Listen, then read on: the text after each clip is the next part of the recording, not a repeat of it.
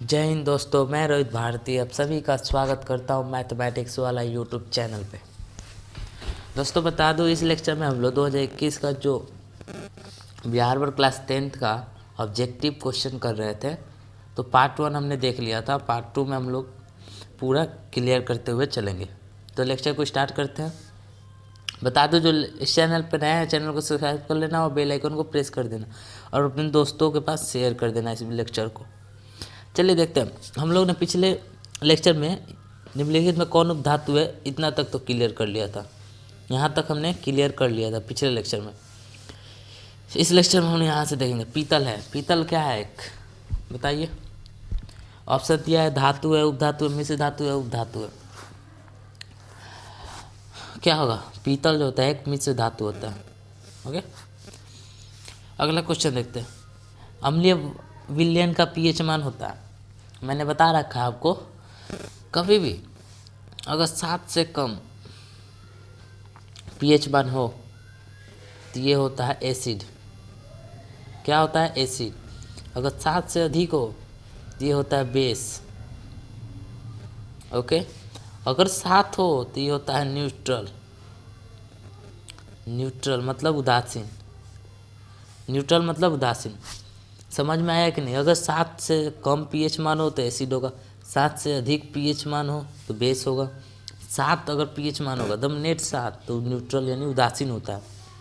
तो उदासीन कौन होता है? जल होता है। इतना समझ में आ गया? अब देखो, तो अम्लीय, अम्लीय मतलब एसिड। एसिड क्या होगा? 7 से कम होता है। क्या होता है? 7 से कम। क्लियर हो गया? अगला क्वेश्चन देखते हैं। सरलतम हाइड्रोकार्बन क्या है? देखिए, सरलतम हाइड्रोकार्बन का कहने का मतलब है जो एलपीजी गैस होता है ना, ये भी सरलतम हाइड्रोकार्बन होता है। तो एलपीजी गैस में कौन सा गैस हम लोग यूज करते हैं इसमें से मीथेन, इथेन, प्रोपेन, ब्यूटेन। इस कहने का यही मतलब है। ओके, एलपीजी में यूज होने वाला गैस को बताइए, वही हाइड्रोकार्बन। तो देखिए, एलपीजी में साधारणतः ब्यूटेन हम लोग यूज करते हैं, liquid petroleum gas. Okay, LPG full form होता है। अगला क्वेश्चन देखते हैं। कुटपाद किस में पाया जाता है? कुटपाद बताइए।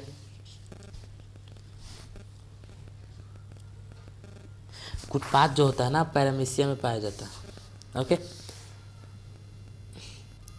अगला क्वेश्चन देखते हैं।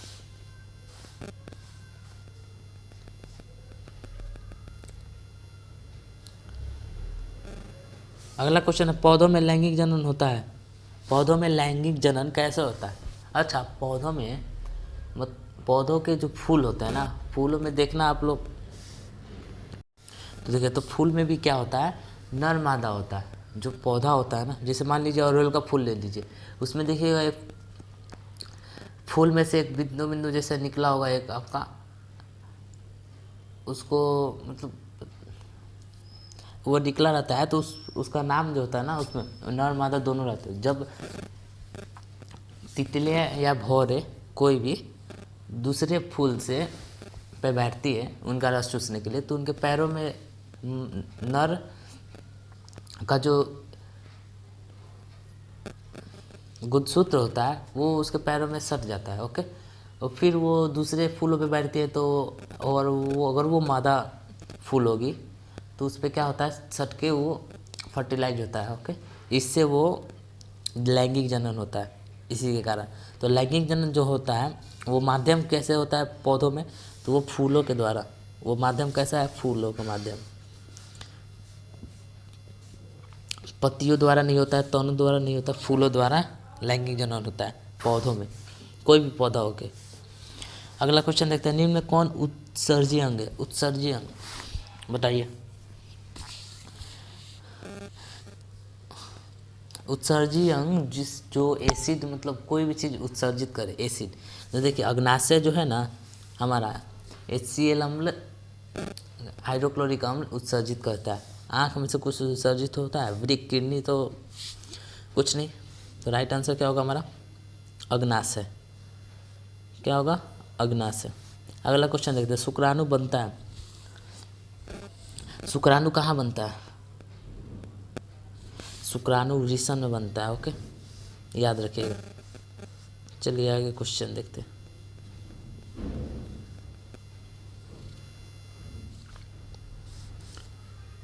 समतल दर्पण द्वारा बना प्रतिबिंब होता है। समतल दर्पण जो कैसा प्रतिबिंब बनाता है, फटाफट राय आंसर दीजिए। काल्पनिक, वास्तविक, ए और बी दोनों।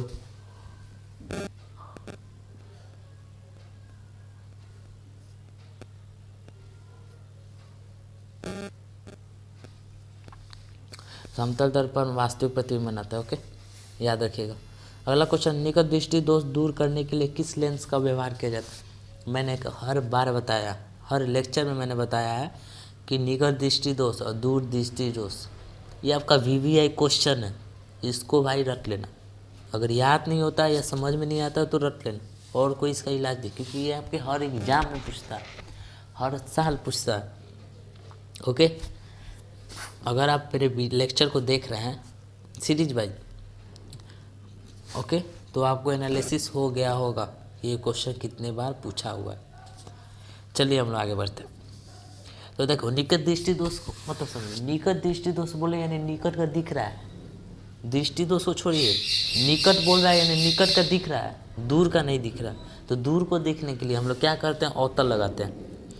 दूर का देखने के लिए हम लोग अवतल लेंस का उपयोग, ये होता है अवतल लेंस, ये होता है उत्तल लेंस। ओके, तो हम लोग इसमें किसका उपयोग करेंगे, अवतल लेंस का। ओके, अवतल लेंस। आगे देखते हैं, मानव नेत्र में किस प्रकार का लेंस पाया जाता है? हाँ, ये भी क्वेश्चन आता है, मानव में जो मनुष्य होता है ना, उसमें किस प्रकार का लेंस पाया जाता है?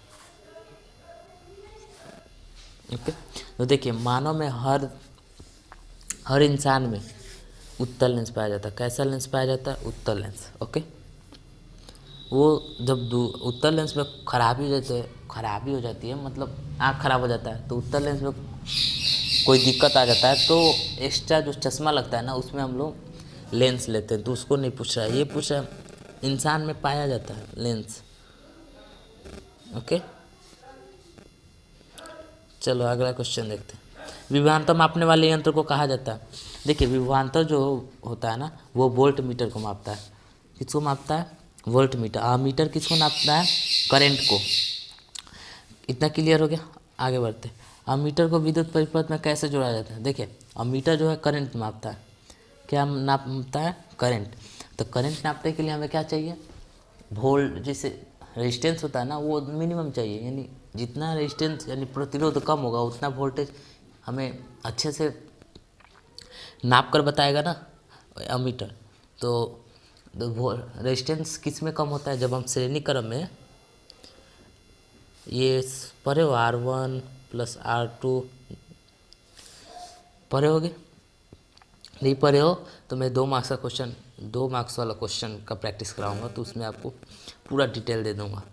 अभी देखो, तो श्रेणी क्रम में से जाते हैं तो प्रतिरोध हमारा क्या होता है? मिनिमम होता है। क्या होता है? प्रतिरोध मिनिमम होता है। तो अमीटर को हम लोग श्रेणी क्रम में रखते हैं। क्लियर हो गया कि नहीं हुआ? पहले इतना बताओ, आगे बढ़ते हैं। विद्युत धारा का ऐसा ही मात्रा क्या होता है? तो आम बात है, एम्पियर। किस लेंस के द्वारा सिर्फ काल्पनिक प्रतिबिंब बनता है? किस लेंस के द्वारा, अगला क्वेश्चन कर रहा है किस लेंस के द्वारा सिर्फ काल्पनिक प्रतिबिंब बनता है? देखिए, अवतल लेंस जो होता है ना, केवल वर्चुअल इमेज बनाते हैं, यानी काल्पनिक इमेज बनाता है। ओके, याद रखिएगा। एक इक्वेशन दिया है CuO + H2 और आगे है Cu + H2, किस प्रकार का विक्रिया है? देखिए, उपचयन मतलब होता है जब ऑक्सीजन जुड़ेगा, ध्यान से सुनना मेरी बात को, ऑक्सीजन किसी चीज़ में जुड़ेगा और हाइड्रोजन निकलेगा, ऑक्सीजन प्लस होगा, हाइड्रोजन माइनस होगा, निकलेगा, तो उपचयन होगा। अपचयन, ऑक्सीजन निकलेगा, माइनस होगा और हाइड्रोजन प्लस होगा, मतलब जुटेगा, तो क्या होगा? अपचयन अभिक्रिया होगा। ओके, याद रखिएगा। तो चलिए, तो ये किस प्रकार का अभिक्रिया है देखते हैं। ऑक्सीजन, देखिए Cu में से ऑक्सीजन निकला और H2O में जुट गया। ध्यान से सुनना, CO से ऑक्सीजन निकला और हाइड्रोजन में जुट गया।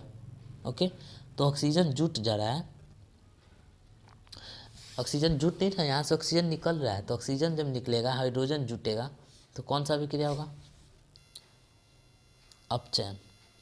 कौन सा अभिक्रिया? अपचयन अभिक्रिया, याद रखना। अगला क्वेश्चन देखते हैं, इलेक्ट्रॉन के स्थानांतर से बने यौगिक कहलाते हैं। देखिए, इलेक्ट्रॉन के स्थानांतर से जब यौगिक बनेंगे उन्हें